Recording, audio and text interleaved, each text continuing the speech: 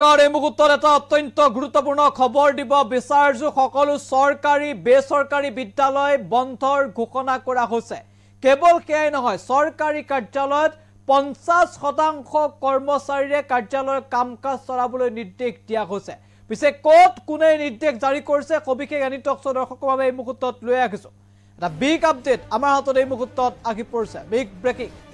সকলো চৰকাৰী বেচৰকাৰী বিদ্যালয় বন্ধৰ নিৰ্দেশ দিয়া হৈছে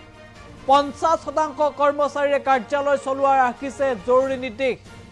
কিয়নো অধিক বিপদজনক হৈ পৰিছে এতিয়া দিল্লীৰ বায়ু প্ৰদূষণ যাৰ বাবে ব্যাপক প্ৰদূষণৰ প্ৰতি লক্ষ্য ৰাখি বিদ্যালয় বন্ধৰ নিৰ্দেশ জাৰি কৰা হৈছে বিদ্যালয়সমূহত হ'ব অনলাইন ক্লাছ অফলাইন ক্লাছ একেবাৰে বন্ধ হ'ব নৱম শ্ৰেণী পৰ্যন্ত বন্ধ থাকিব বিদ্যালয়সমূহ দশম আৰু একাদশ দ্বাদশ শ্ৰেণী খোলা থাকিব চৰকাৰী কাৰ্যালয়ত 50% কৰ্মচাৰী চলিব কাম-কাজ আমি ইতিমধ্যে উল্লেখ কৰিছো কৰ্মচাৰী সংখ্যা হ্ৰাস কৰিবলৈ নিৰ্দেশ জাৰি কৰা হৈছে ঘৰৰ পৰা কাম কৰিবলৈ নিৰ্দেশ দিয়া হৈছে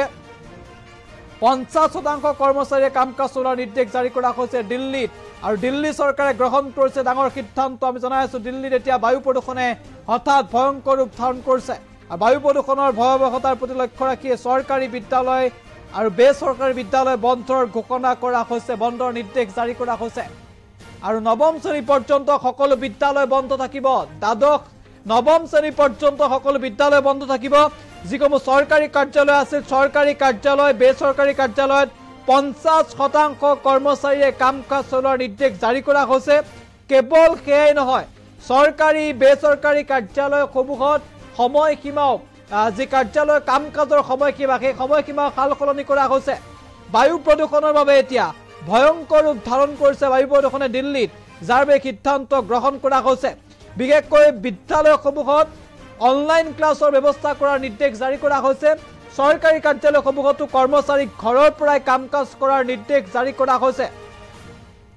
ইতিমধ্যে মুখ্যমন্ত্ৰী আতিশী মাৰ্লেনা ফালৰ পৰা এক কঠোৰ নিৰ্দেশ জাৰি কৰা হৈছে বায়ু প্ৰদূষণৰ ভয়াৱহতাৰ প্ৰতি লক্ষ্য ৰাখি এই সিদ্ধান্ত গ্ৰহণ কৰা হৈছে সকলো ধৰণৰ চৰকাৰী বেচৰকাৰী বিদ্যালয় বন্ধ কৰাৰ নিৰ্দেশনা জাৰি কৰা হৈছে সকলো চৰকাৰী বেচৰকাৰী বিদ্যালয় বন্ধ থাকিব পৰৱৰ্তী নিৰ্দেশনা নিদিয়া পৰ্যন্ত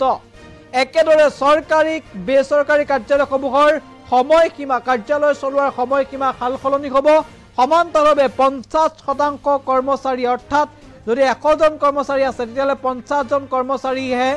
কাম-কাজ যাতে চলায় তাৰ বাবে নিৰ্দেশনা জাৰি কৰা হৈছে বায়ু প্ৰদূষণৰ ভয়াৱহতাৰ প্ৰতি লক্ষ্য ৰাখি এই জৰুৰী সিদ্ধান্ত গ্ৰহণ কৰিছে দিল্লী চৰকাৰে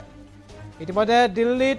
ক্ৰমাৎ প্ৰতিদিনে এতিয়া ভয়ংকৰ ৰূপ ধাৰণ কৰিছে বায়ু প্ৰদূষণে আৰু এক প্ৰকাৰৰ দিনৰ ভাগতে অন্ধকাৰময় পৰিৱেশৰ সৃষ্টি হৈছে আৰু তাৰ পিছতে জৰুৰী সিদ্ধান্ত দিল্লী চৰকাৰ